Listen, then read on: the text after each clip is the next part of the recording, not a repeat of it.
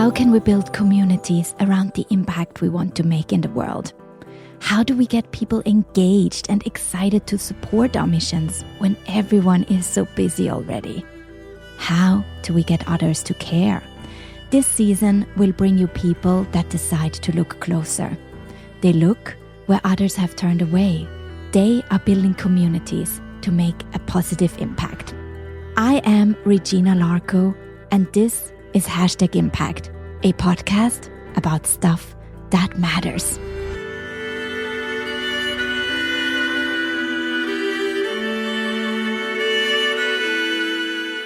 Sunday Chongo Kabange is a devoted volunteer servicing different organizations and supporting different causes.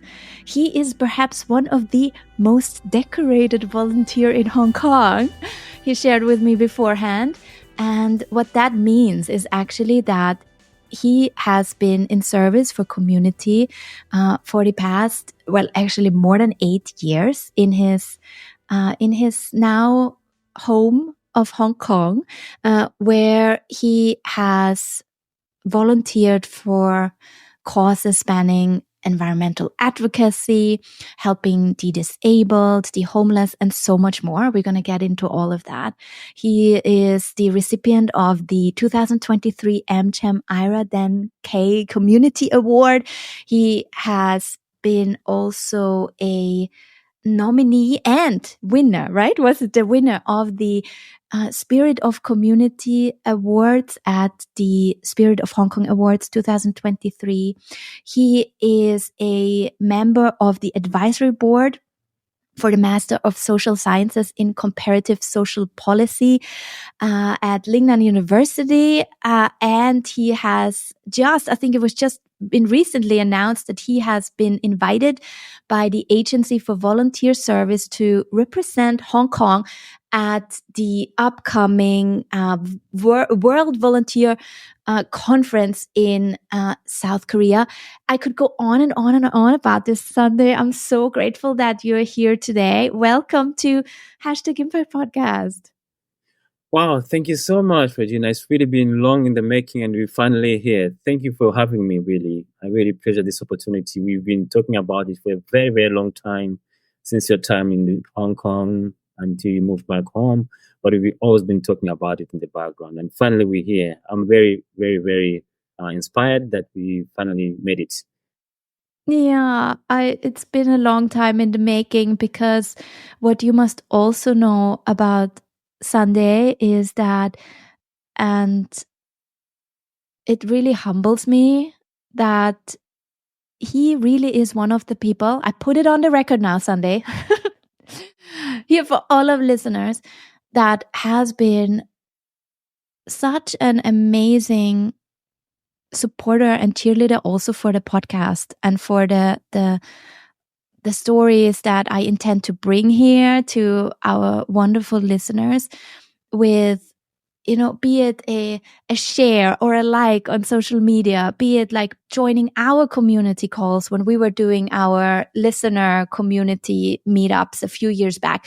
Pretty much everything I tried for the podcast to build the audience, to create this community, he has been like one of the biggest cheerleaders for #Impact. And that's been so meaningful. And that really has kept me going at times when I also felt like, okay, is this going anywhere? What am I doing with this podcast? So thank you from the bottom of my heart for that, Sunday.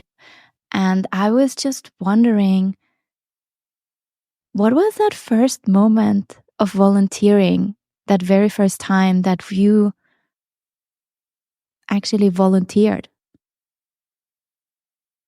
First of all, I think it's been an honor and pleasure to support you from the beginning. I think, yes, as you mentioned, we used to do the afternoon coffee time sessions. I try to join several of those, and I've been a regular supporter and listener because I believe in the cause that you're doing. I think it's pretty much good. And since you brought up the idea and I came across it, I didn't go back. I've always been one of the followers and cheerleaders, as you call. And I think it's been an honor and a pleasure. And I would like also to thank you for keeping on moving, especially when times were a bit difficult, especially during the pandemic, and you trying to moved back home, I think it was a bit of a difficult time, but I think I've always been happy that we stayed in touch and we're always communicating. We are sharing different stories that inspire and bring change to our community. So thank you for putting out such an amazing podcast. It's grown, I think, over the years, and I've had interesting guests lately, and I keep listening. So thank you very much for doing this. I'm really grateful to you, more than you'll be grateful to me, I guess. Hmm. In terms Do of you my remember? Yeah. Do you remember that? Because I was so curious Sunday, because I thought, well, looking at you today and seeing how you really like every week, I mean, there's not a single week that passes where, because you're also really wonderfully sharing and being like such a beautiful ambassador for all these causes that you're also supporting when you're then sharing about that, for example, on your Facebook, where you're sharing about and also not just sharing about the causes you support, but encouraging others as well to get involved, right? So I was just so curious to hear the origin story of you starting this volunteering journey of yours.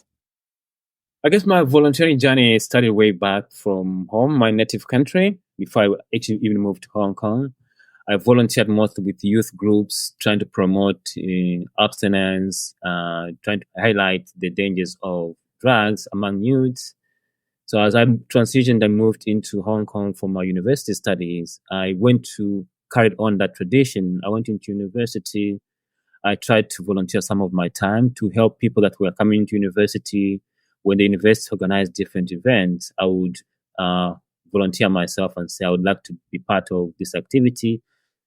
Especially that the university sometimes they host what they call information day, where they will welcome people from outside the communities just to come and learn a little bit more about the university, about some of the program and courses that they do offer.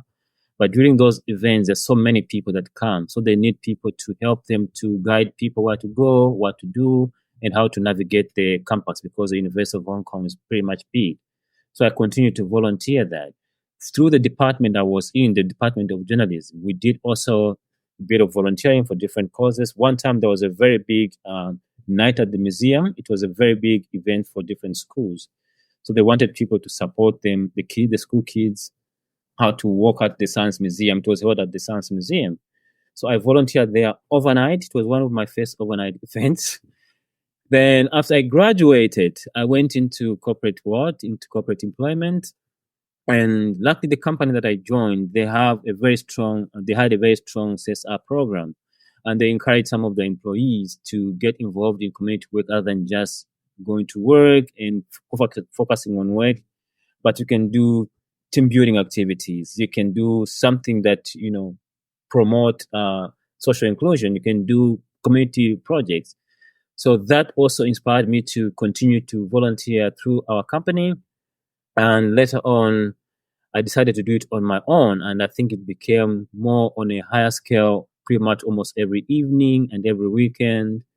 And leveraging my presence on different social platforms, I decided to use my social platform instead of posting just about myself, about food and what I'm doing.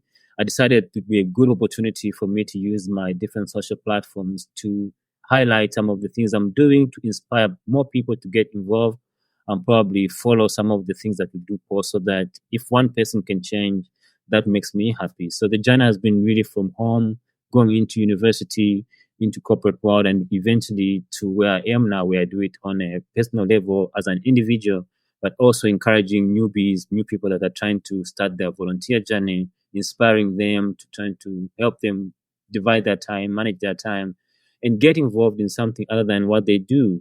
Just the same way we do other things like work, we do go to school, we can always have time to volunteer, at least when time allows you and when you have enough convenience on your side. So it's really been a long journey and it's been interesting with a bit of challenges here and there, but that's really a very, very interesting journey for me. And I'm very proud of what I've done. Hopefully I'll continue to do more over the years as long as I exist and I'm around the city and beyond where the opportunities arise. Yeah. As we look at the beautiful and very complex topic of community in this season, I also felt in conversation with the guests we had on throughout the last year, pretty much, that there is this overarching topic of trying to find a place of belonging as well within communities and communities that we become part of.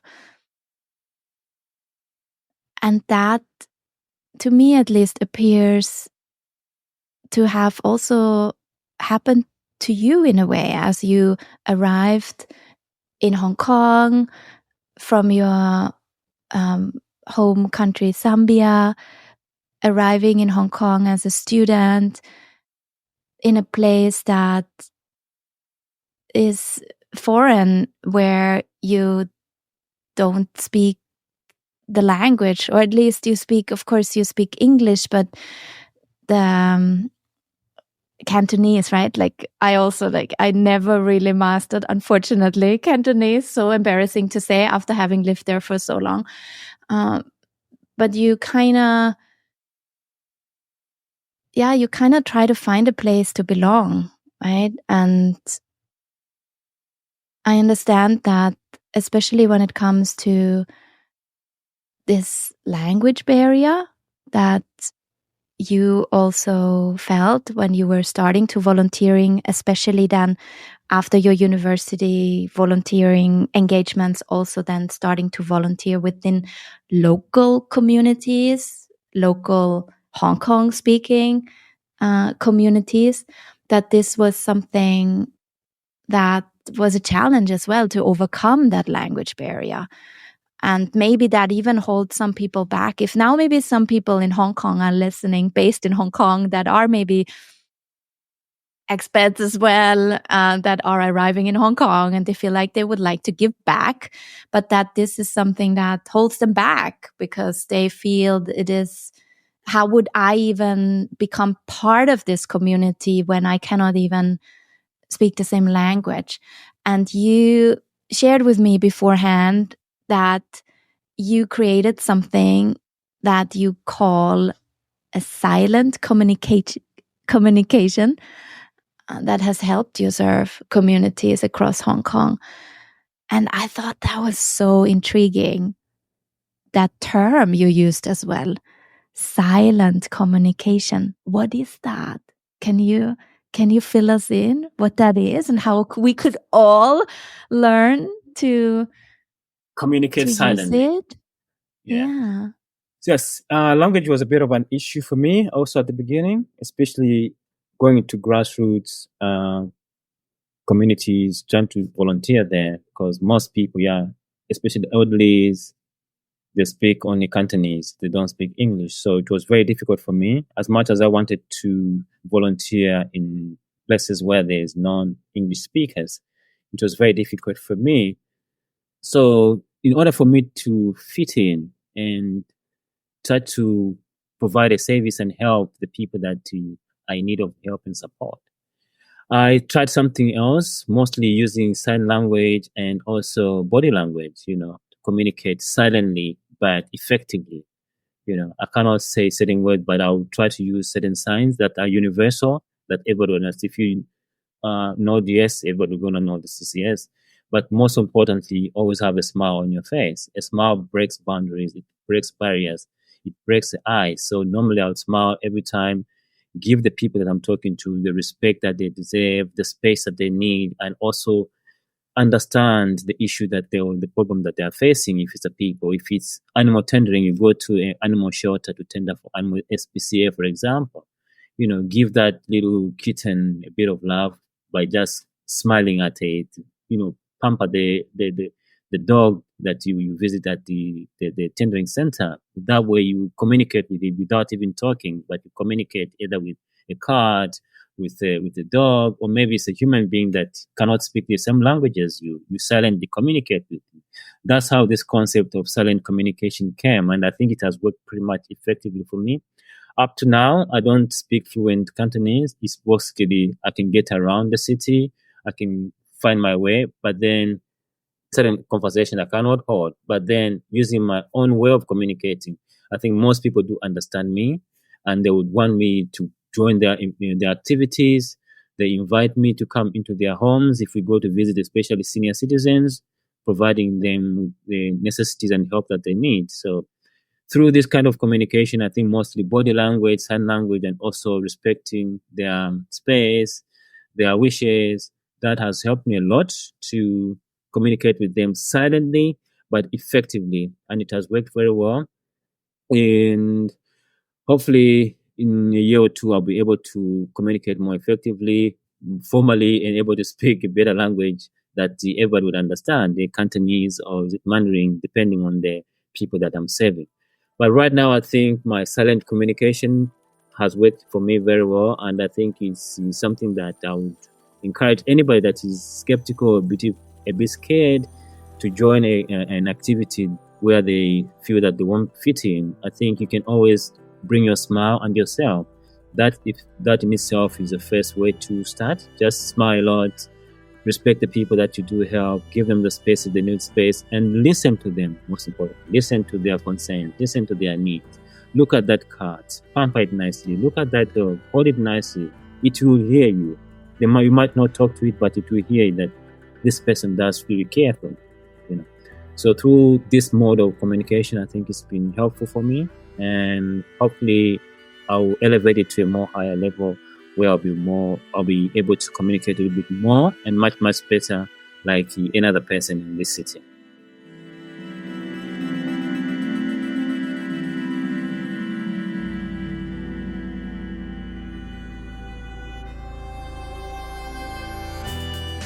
That's beautiful. They will hear that you care. And I mean, can I just say to all the people listening right now, do you notice that warmth in Sunday's voice?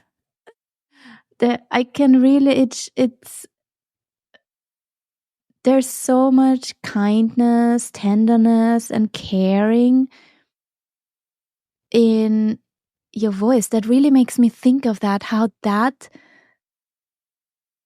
as well in itself, that it's not even about the words we say, it's also about the presence we bring, the energy, but also the openness, the empathy, the smile, right?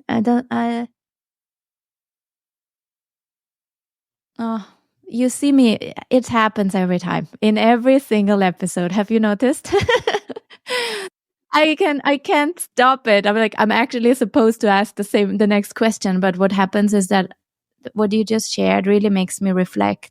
And I know there's a learning there for all of us that we could bring to the communities that we want to serve and that we want to support.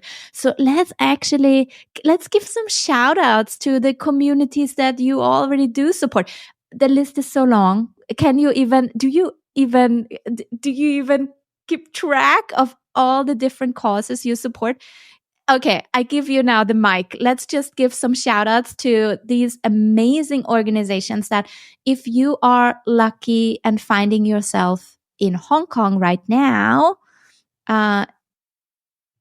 check them out, have a look what they do, and you might even meet Sunday there. So what are some of the organizations that you regularly support? There's quite a lot, and I think it will be very difficult for me to list all of them, and I might miss some of them unintentionally, because one thing is what drives me a lot is I like to try out new things. So the drive to try out new things has taken me to different organizations and different causes. Pretty much there's about over almost 10,000 charities in Hong Kong. So out of these, I try to at least get involved in some of them, support their different causes, whether it is poverty alleviation, environmental sustainability, animal welfare, fundraising, food rescue. I try pretty much everything. Different causes, different organizations. So it's a whole ton of them. One thing is most of the activities that I do join, they go through an organization called Hands On Hong Kong. So Hands On Hong Kong is a platform that matches volunteers with different volunteer opportunities in the city. They put together a calendar of different activities. And through Hands On Hong Kong, they have 200 plus different activities that they put together every month. And people can register for whatever their interest is. If you're interested in looking after children, refugees, you're interested in animal welfare, in environment, you can go on Hands On and sign up there and go at your convenient time and also at a location that is convenient for you. So through Hands On, I've done work with the Impact HK, most supporting the homeless people in Hong Kong, one of the big charities that's supporting the homeless community in the city. WWF, Habitat for Humanity, Sunshine Action, Hong Kong Cleanup, Plastic Free Seas, SOCO, Kelly Support, Agency for Volunteer Services, quite a lot. You caught me off guard, really. If I had known I was going to list some of them, I want to get a list so that I would know. Which other one I've not? Doing something tomorrow, actually, with a very new for the first time. They'll be doing, there's a very big event, I think it's the World Mental Health Day. So it's an organization called the OECD, or something like that. So it's the first time I'm going there, and we'll be distributing green ribbons to raise awareness about the mental health issues. So I'll be joining that event for the first time because I've never done it and I want to try to do it. So it's one thing so that group adds to my list of many charities and NGOs, organizations that I support. So it's really much long of a list. And if I didn't name any of the organizations that have given me opportunities right now, please bear with me. I can't name all of them offhand. There's quite a lot. But do know that I do appreciate the opportunity that you've given me to save the Hong Kong community through your cause and through your organization, through your charity. Feeding Hong Kong. I forgot Feeding Hong Kong has been a very, very interesting charity for me because they have supported, I think I've worked with them for a long time. One of the long-term organizations that I've supported. Yes, Feeding Hong Kong, they do food rescue. They operate a food bank, and I've done several of their activities. So yes, Feeding Hong Kong is one of the main organizations that I've supported also several times. Yes. Yeah, and that's so. And I'm sorry, I didn't want to put you on the spot here now to listen all of that. Yes. So that's on me, that's on me. Sandy didn't know that he had to give a whole list here. But I think what this shows is that actually I think a lot of, maybe even me included, have this, I think maybe a bit of wrong concept as well of when it comes to volunteering, that this is something that you go to one organization and now you're like committing to this organization forever and ever, and you show up for this organization over and over again. Like, you donate to this cause, you don't have to, there's no need for you to choose one cause only, but you can actually go to what you just shared beautifully. You go to different organizations and see also what is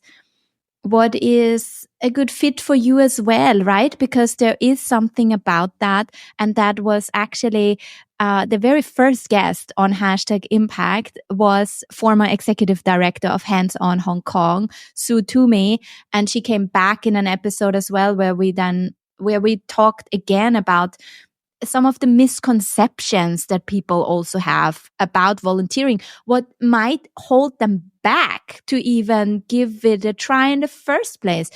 And I think that's one of my misconceptions that I had, that it's like, oh, it's a really big commitment, right? You're going there and now you have to show up every Sunday, or you have to commit to doing this. Oftentimes, even a one-off volunteering service for an organization, it has an impact. It serves this community, and these organizations are always looking for people to support, and they will be happy to have you for whatever time you have to commit. Is it once a month? Is it once a week? Is it once a year? Is it also you showing up for different causes and then seeing what is one where you feel that your talents and your own personality is also a great fit for them, and that was actually beautiful how you explained that. Next week, tomorrow, I'm trying out to volunteer with this organization that I don't know yet, and and that's okay as well. I think for us to understand if we want to give back to community and we want to try volunteering out for ourselves, that we can allow ourselves also that time to also maybe find a cause. Maybe you already have a cause you're really passionate about, and if you just Google that cause, I'm pretty sure wherever you are listening right now, you will find something. Hands On is also active in many places all over the world. So not only in Hong Kong, you can go on the Hands On, a main global site, and you put in a cause that you're passionate about, and you can find probably a long list of opportunities for you to volunteer. But if you are actually not sure yet, what is a cause that I would like to support, you are allowed to try different organizations out and try to find that place where you feel like you belong, right? Absolutely. I think it's first, like you say, you need to find your feet. Look at something that you're passionate about. First of all, if you like animal welfare, you go to SPCA, you go to animal rescue camps or tents. That will be your feed. If you had something to do with the food or poverty alleviation, you'd go to maybe Feeding Hong Kong, for example. They work with the food rescuing, so breadline or things like that. So you find your niche first, find your interest or something that you're passionate about, because if you do something that you're not passionate about, I don't think you want to do it again. But if you're passionate about something, if you are interested in sports development, working with the kids, maybe go to an organization like Run Hong Kong. They promote sports among new arrivals in Hong Kong. So that would be a good fit for you.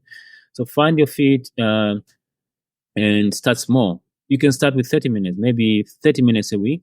Then you build on there 30 minutes a week, 1 hour a week, 1 day a week, then 2 days a week. Then you go on like that, depending on the availability, of course, your convenience, and of course your time, how you manage your time. It can be time draining, of course, and there's really no immediate reward like in a corporate job where you get a salary at the end of the day. So you don't have very big expectation. You don't have to look out that if I put in 5 hours, I'm gonna get extra amount of money. There is really nothing like that. But then the joy and the fulfillment that you receive at the end is that you've helped somebody, you've helped something, you've changed something. That is actually the main reward, and as opposed to a salary or a wage or a paycheck at the end. So find your fit, then start small and then build up. Start 30 minutes, 25 minutes volunteering with an NGO that you're passionate about, with a cause that you're passionate about. Move on there, but also don't have so many high expectations, especially in terms of rewards, because rewards don't come immediately. They'll come later on. The fulfillment and the joy that you get at the end, I think, is the biggest salary one can ever get from volunteering. Also, managing your time, or you have to manage your time between different tasks, different commitment, different engagement. You are employed, your family, so you divide your time between your family, between your work commitments, and make sure that they don't collide, and you can't steal time from your employer, you can't steal time from your family time. So you make sure that you have enough time to manage your time properly so that you fit in everything, your volunteer time on the side, your family time on the side, and your work commitment on the side. There you build up. It takes a bit of time, but then once you get into the groove, it just gets very smooth on its own. It will just flow like water, like that. You know what I mean? It will just flow once you get into the groove. It becomes part of the routine, like what has happened to me now. So I know what I'm going to do. Tonight, I'll be going to do a kindness walk for Impact HK in one time. Tomorrow, I'll be doing the same organization. We'll be raising awareness about mental health in the afternoon. Later in the evening, I have a kindness walk in Happy Valley in Causeway Bay area, Impact HK. So my schedule is already planned and it's just become part of my routine now, which is very easy to manage now. It was a bit hard at the beginning because I didn't know what to do. And also the fact that I'm very open and flexible, it gives me the opportunity to try out different things and also work with different NGOs. Yes, it can be a bit intimidating at the beginning, maybe a bit uncomfortable, but then best thing is to try and try and try and try. Go there, you don't speak Cantonese, it's not the people that you expect. Maybe they are not of your same religion or your same ethnicity. Go there and try out. If they open the door for you, it means they are willing to accept you. So you go in and try. Give it a shot, give it a try. If it doesn't work, try something else, but don't stop there. There's always opportunity to volunteer for everybody in this city and just beyond the whole world. Anywhere you go, as you mentioned, Hands-On, for example, they have existence everywhere. There are also different platforms around the world. Almost in every country, there's a platform to volunteer for. So wherever you might be in your country, you can just Google or search any of your passion, interests, causes that you want to support. A ton of things will come up either in your country or in the neighboring places. So go there, give it a try. And once you get into the groove, everything will just flow like that and gets easier and becomes part of your routine, and it flows from there. Yeah, that's a beautiful call to action. And also, as a parent myself, you can also do this with your kids, like even with your small kids. I know that definitely Hands-On Hong Kong had this function as well on their website, I think, even where you can put a filter in, like, okay, I want to do something with my kids, or for International Volunteer Day, maybe it was around that time that I saw even more opportunities for also parents to bring their kids to these to see this as an opportunity to also, especially as a parent, busy parent, you want to kind of like spend the weekend and have some quality time with the kids and all that. That is time well spent, right? That is quality time, because you get to give back together also as a family. So if maybe it's intimidating to do it on your own, I also think it can really help you bring someone along, bring a family or bring a friend, and then you don't have to show up there all by yourself if that is something that you just feel not so comfortable with yet, and you have to kind of like build your courage, because that's what it is, right? Are they going to welcome me in? I think that was beautiful what you said there with they will welcome you in. And I think as we are often so nervous that we would be then rejected, right? Like, we coming there, are they actually going to open their doors? Do they want my help? Is it even enough what I have to offer? Like, we are making ourselves in a way small when it is, especially when you then come to these organizations and having been on, like, for example, these kindness walks that Impact HK is running pretty much every single day, right? Having been on one of those, for example, myself, it's like you arrive, and also not just from the NGO side, but also these other volunteers that are welcoming you in and saying, like, thank you for being here. We appreciate you. We see you. We hear you. We are grateful you're here. And having even that, that reward that you were talking about, in a world where we measure revenue numbers, profits, and there's so much focus on the monetary benefits of things. But what this actually does to our own hearts is, I don't know, I would say even priceless. Yes, the reward is just more than monetary. I think the reward is a personal fulfillment. You get the biggest reward when you help somebody in need, when you help a cause that is resonates with your aspirations, the passions. That is the biggest reward you get. I think you get the best fulfillment from that. Personally, that's what I will gain. Other than that, you learn a lot of skills. You learn about communicating skills. You expand your network, the professional network, because you meet different people from different backgrounds, different origins, different everything. So you create new friends. Talking about family volunteering, yes, luckily Hands-On is a very, very good, strong platform. It has a filter where you can filter depending on a course that you are interested in, the kind of activity that you want to do, the availability, the time, and also if you want to do it as a team or as an individual or as a family. A lot of these activities, they welcome, they are family oriented. So you go with your family to a beach cleanup on a Saturday, take a ferry together as a family, spend some time at Discovery Bay on the beach, or you go to Sheko, spend 3 hours just on the beach, not only playing, but also collecting rubbish from there. As a family, you and the two daughters and your husband there and the rest of the family. So it's a good opportunity to bond, not only just to go and play on the beach and to collect rubbish, but also to bond with family and also other families and friends. So if you're a bit intimidated or nervous, which everybody does, I did feel that at one point as well. I went to an event in Victoria Park. It was, I think, organized by one of the foreign migrant worker organizations. So I was going to volunteer there. Then I thought I was the only male because they're all female. So I thought, how am I going to volunteer here? But luckily, they did welcome me, and later on, they actually had employees that used to work there that were male. So it was easy. At some point, I almost went back home, but then I told myself, I signed up for this activity. And this organization relies on volunteers to make sure that they execute their program. So if I turn off now and go back home, then it means I'm not going to be able to do what I was meant to do. So I stood my ground and went.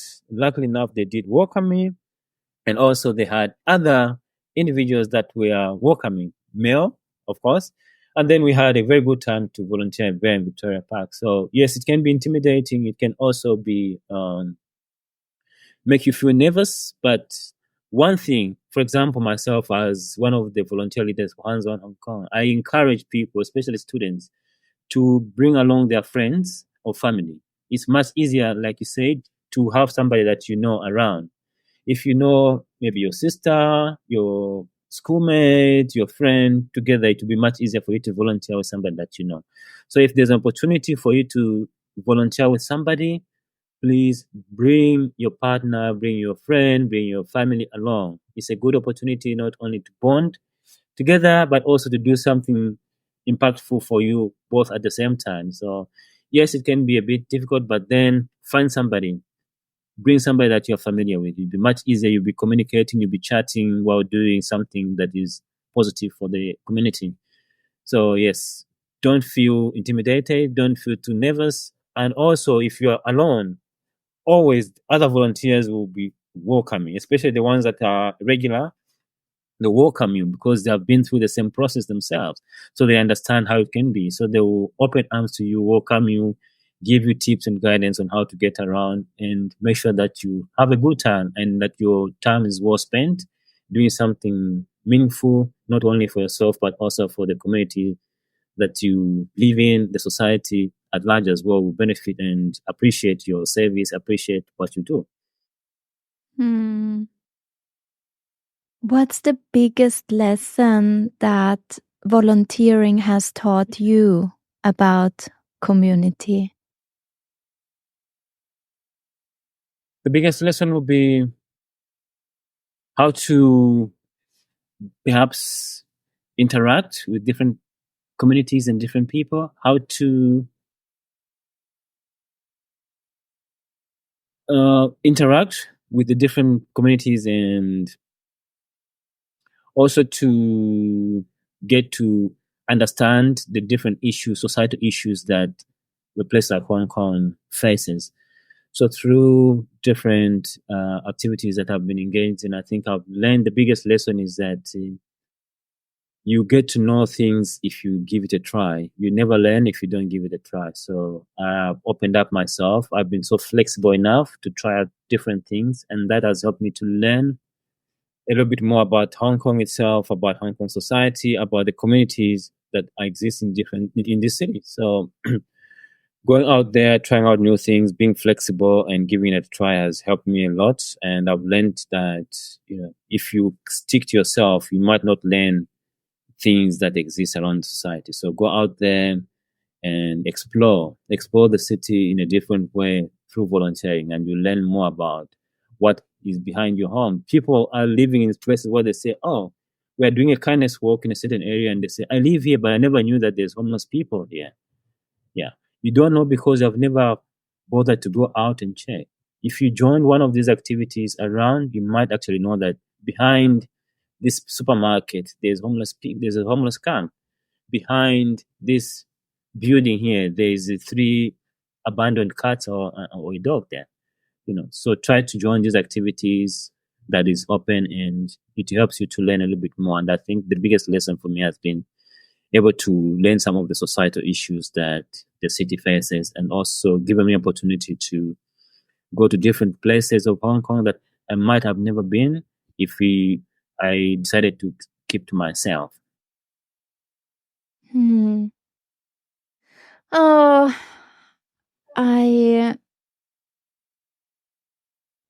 I try to find now a good bridge to lead over to our amazing quick fire round, but I would just, I wish we could keep talking more about all these amazing experiences that you also made over all these years, all these amazing organizations that some of them you see featured here on #Impact, so you can learn more about them. Some of them that you mentioned, a Habitat for Humanity, Impact HK, hands-on themselves as this volunteering platform. You can also learn more about them here on the podcast. But you know what? I just recommend all our listeners just to also follow your journey and get inspired by you even more, by following your socials and seeing all the impact that you are making, this incredible impact that you are making, Sunday. An inspiration for all of us to see that, how often we think like, oh, we're just one person, what can we do? Because we're just that one little person that cannot make an impact. I think you're just such a beautiful example for the actual impact that you can make, like tomorrow, today, even by just donating some of your time to a cause that you care about. Yeah, but Sunday, the quick fire round, you gotta do it. Are you ready for it?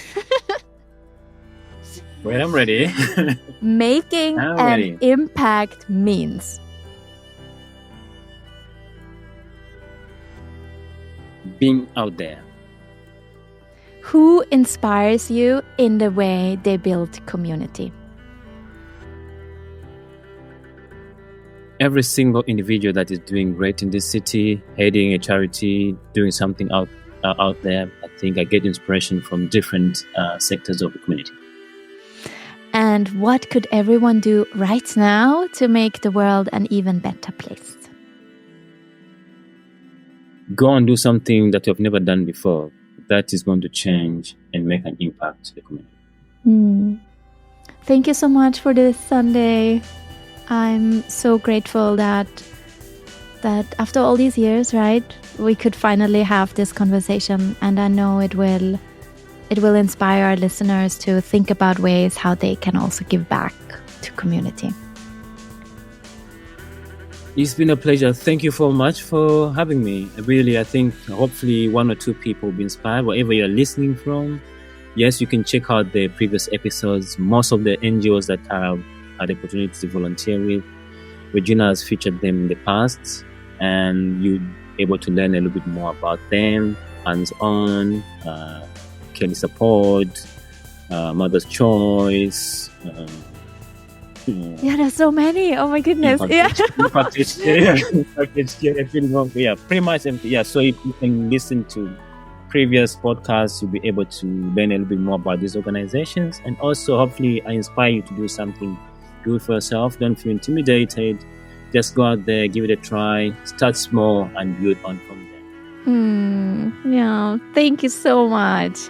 Thank you.